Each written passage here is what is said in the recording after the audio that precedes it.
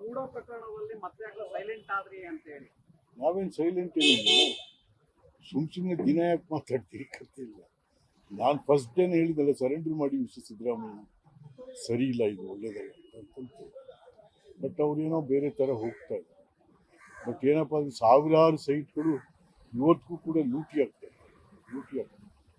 ಸ್ವತಃ ಮೈಸೂರಿನವರೇ ಆಗಿರೋ ಸಿದ್ದರಾಮಯ್ಯ ಒಂದು ಮೂಡ ರಿಪೇರಿ ಮಾಡಲಿಕ್ಕಾಗಿರೋ ರೀತಿಯಲ್ಲಿ you are the chief minister of the state. What is the public consumption ಏನಾಗ್ತಾ ಇದೆ? ಸಿದ್ದರಾಮಯ್ಯ ಬಡವರಿಗೆ ಒಂದು 20-30 ಸೈಟ್ ಕೊಡು ಅಂತ ನಾವು ಬೇಡ್ಕೊಂಡು ಕೊಡಲಿಲ್ಲ. ನಮಗೆ ಬರಲಿ ಅವ್ನ ಹೆಂಡತಿಗೆ 14 ಸೀಟ್ ಬರ್ಸ್ಕೊಂಡು ಅಂತ. That is the public consumption. ಅದನ್ನ ಹೇಗಿದ್ದು ಮಾಡ್ತಾರೆ. ಸೊ ಹಾಗಾಗಿ ಯಾಕೋ ಸಿದ್ದರಾಮಯ್ಯ ಮೂಡನ ಸೀರಿಯಸ್ ಆಗಿ ತಗೊಳ್ಳಿಲ್ಲ. ಮೂಡ ಏನು ಸ್ಟೇಟೇ ಸೀರಿಯಸ್ ಆಗಿ ತಗೋತಾ ಇಲ್ಲ. ಹಿಂದೆ ಮುಂದೆ ಓಡಾಡ್ತಿರುವಂತವ್ರೆ ಇವತ್ತು ಆ ಸ್ಥಿತಿಗೆ ತಂದು ನಿಲ್ಲಿಸಿದ್ದಾರೆ. ಇರಲಿ ಬಿಡಿ, ಹಿಂದೆ ಮುಂದೆ ಓಡಾಡೋರು ಇವತ್ತು ಓಡಾಡ್ತಾವ್ರೆ. ಅವರು ಆಗಿಂದ ಓಡಾಡ್ತಾರೆ, ಇದ್ದೇ ಮಾಡ್ತಾರೆ. But the main culprit in the MUDA is mister Suresh, the UD minister.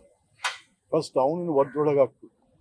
ಮತ್ತು ಇನ್ನಿಬ್ಬರು ಕಮಿಷನರ್ಸ್ ಇರಲ್ಲ, ಯಾರು ದಟ್ ನಟೇಶ್ ಅಂಡ್ ದಿನೇಶ್, ಅವರಿಬ್ಬರನ್ನ ಒದ್ದೊಳಗೆ ಹಾಕಿ. ಯಾಕೆ ಇನ್ನೂ ಹೊರಗಡೆ ಇದ್ದಾರೆ? ಇವನ್ ಅವ್ರ ಮೇಲೆ ಒಂದು ಕೇಸ್ ಹಾಕಿಲ್ಲ, ಸುವಮೋಟ ಕೇಸ್ ಹಾಕಿಲ್ಲ. Lokayukta is also mum over this issue. Why? ಮತ್ತೆ ಯಾವ ಥರ ಅಡ್ಮಿನಿಸ್ಟ್ರೇಷನ್ ನಡೀತಾ ಇದೆ? ಮಿಸ್ಟರ್ ಹೋಮ್ ಮಿನಿಸ್ಟರ್, ಪರಮೇಶ್ವರ್ ಕೇಳ್ತಾ ಇದ್ದೀನಿ, ಅಷ್ಟೊಂದು ಲೂಟಿ ಮಾಡಿರ್ತಕ್ಕಂಥ ಸರ್ಕಾರದ ಆಸ್ತಿಯನ್ನು ಕಬಳಿಸಿರ್ತಕ್ಕಂಥ ಇಬ್ಬರು ಕಮಿಷನರ್ ಮೇಲೆ ಇನ್ನೂ ಒಂದು ಕೇಸ್ ಕೂಡ ಆಗಿಲ್ಲ ಅಂತಂದ್ರೆ ಯಾವ ರೀತಿ ಆಡಳಿತ ಆಗ್ತಾ ಇದೆ? I am very sorry.